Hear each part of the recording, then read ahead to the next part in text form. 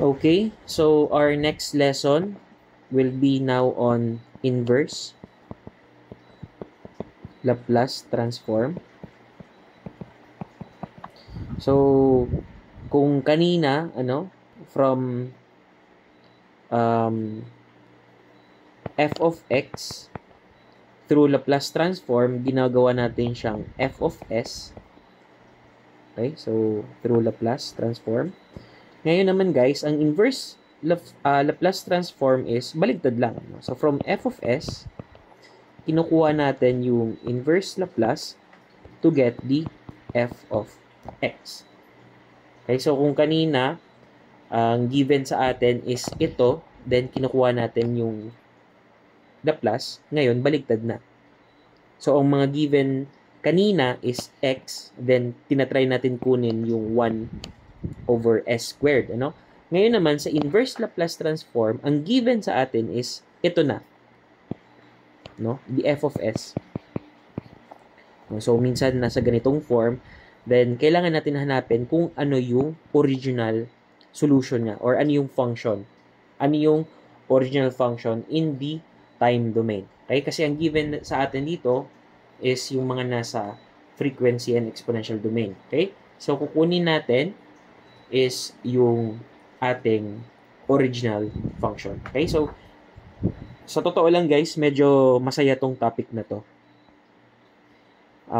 Hindi siya super complicated. Fun siya, sa totoo lang, no? Sige, gawa tayo ng examples.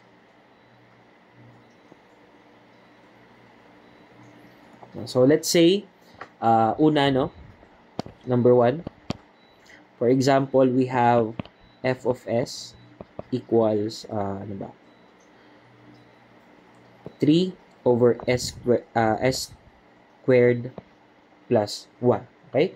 So, ito yung given. The required is what is f of x. Okay, so paano natin kinukuha si f of x? That is just the inverse Laplace, no? Yan yung ating operator naman ng ating inverse Laplace, no? So, what is the inverse Laplace of 3 over s squared plus 1? Okay, kapag ganyan guys, kailangan nyo lang hanapin or kailangan nyo ma-realize kung nasaan yung pinakamalapit na format nito dito. Okay? Nasaan siya dyan? Okay, so sa tingin ko, ang pinakamalapit is yung sine A of x. No? Kasi kung mapapansin nyo, nasa denominator is meron kang s squared and also you have a constant. No? So ito yan. And also, yung operator is naka-plus.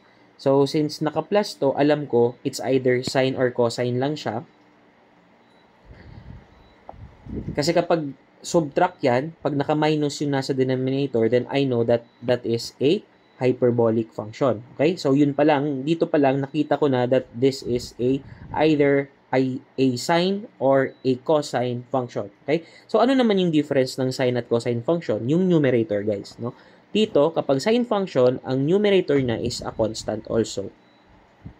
Pag cosine, ang numerator niya is s. So, dito, since ang constant natin is, ang numerator natin is constant, then I know that this is sine of ax. Okay? So, kung mapapansin nyo, ito ay nasa form na, lagay ko sa green, nasa form siya na a over s squared plus a squared. Okay? So, kapag ganyan, guys, i-equate nyo na agad. No? This a squared is equal to this. Okay? So, therefore, a squared is equal to 1. So, ang alam ko, a is equal to 1. So, bakit 3 yung nasa numerator? Ibig sabihin lang yan, guys, pwede ko siyang i-write as ganito. This is just del equal to the Laplace or inverse Laplace transform ng 3 .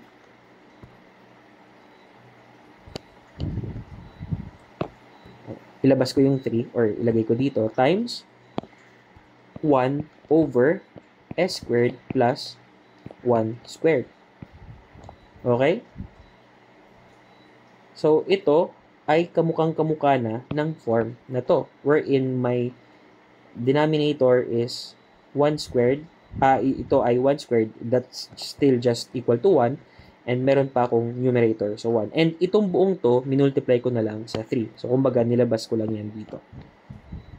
Okay? So, madali na, no? Pwede ko nang masabi that this is just, labas natin yan dito na 3, that's just equal to 3 times sine ng aking ax, which is, ang a ko is equal to 1. So, okay? So, this is my answer.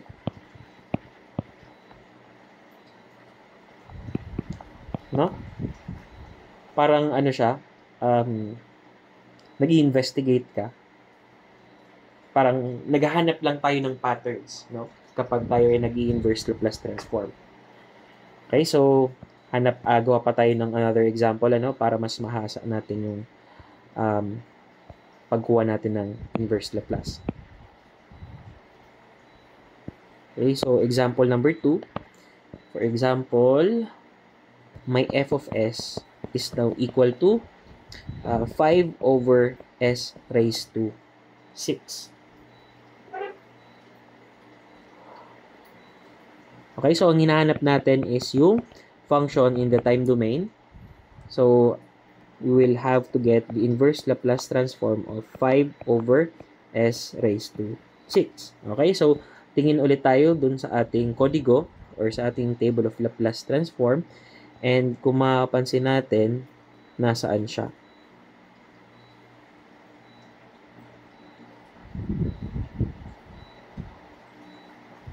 Alin yung pinaka malapit? So, kung mapapansin nyo, ano, ang merong denominator na s raised to malaki na exponent is ito, ano? So, paano natin gagawin yon? Okay, so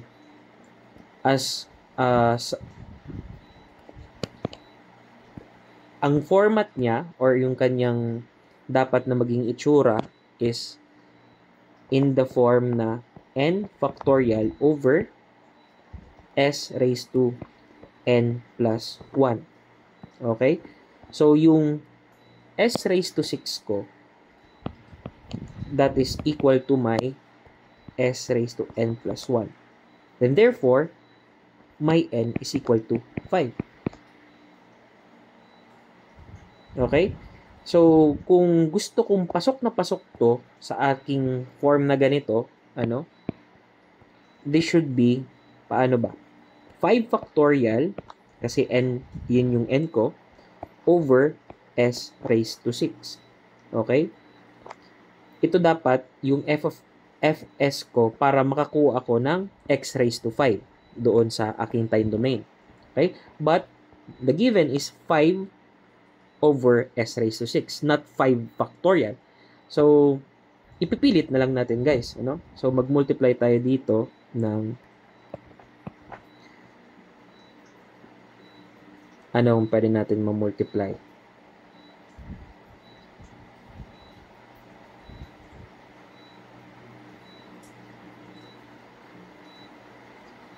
Sorry, hindi tayo dito sa, yan yung hinahabol natin. Tama, ito yung hinahabol natin. Ito yung given sa atin. We are given 5 over s raised to 6. So, ano yung i-multiply natin dyan para ang kalabasan is 5 factorial over s raised to 6. So, ang pwede natin gawin is mag-multiply tayo ng 5 factorial over 5 factorial. Okay, so that's just equal to 1. Tama ba? And i-rearrange ko to. So, this is equal to 5 factorial over s raised to 6. Then, may nakamultiply ako dito na 5 over 5 factorial. Okay? So, basically, this is just the same as yung given natin. Tama ba? So, tinan nyo, cancel lang to. Ang kalalabasan, 5 over s raised to 6 or the original given. Okay, so parkour, no? Parkour lang. So, pwede ko nang i-rewrite, no? Ito as the inverse Laplace of, yan, no? 5 over 5 factorial times 5 factorial over s raised to 6. Pinilit, no? So, ito, yung nasa left-hand side, yung 5 over 5 factorial, that's just a constant. Pwede natin yan ilabas. So, 5 over 5 factorial times the inverse Laplace of 5 factorial over s raised to 6. Okay? And this, I know, is just equal to 5 over 5 factorial times, x raised to n, which is x raised to 5. Okay? So, the final answer is f of x is equal to 5 over 5 factorial times x raised to 5. Okay? Parkour. So, ano nga ba talaga yung ginagawa natin dito? We're just trying to find, dun sa ating given, we're trying to find a pattern, which is similar doon sa ating table. Then, tinatry natin i-manipulate itong ating given such that sumakto yung form niya doon sa form doon sa table. Katulad nito, no? Transform natin ito 5 over s raised to 6 into this value, which is just the same, no? Minanipulate lang natin. So, bakit natin ginawa yun? Para mapalabas natin itong form na to, which is sakto doon sa general form na to. Tama ba? Then, kung ano man yung adjustments na ginawa natin, nagkataon na constant lang yung minultiply natin sa kanya. So, yung constant, pwede naman natin ilabas, no? Just like what we did. And, ayun, yung kinukunan natin ngayon ng Laplace or inverse Laplace is something na madali na kunin yung time domain function. Kasi, directly, andyan na yung form, no? Okay, so I hope naintindihan ito. Okay, so sige.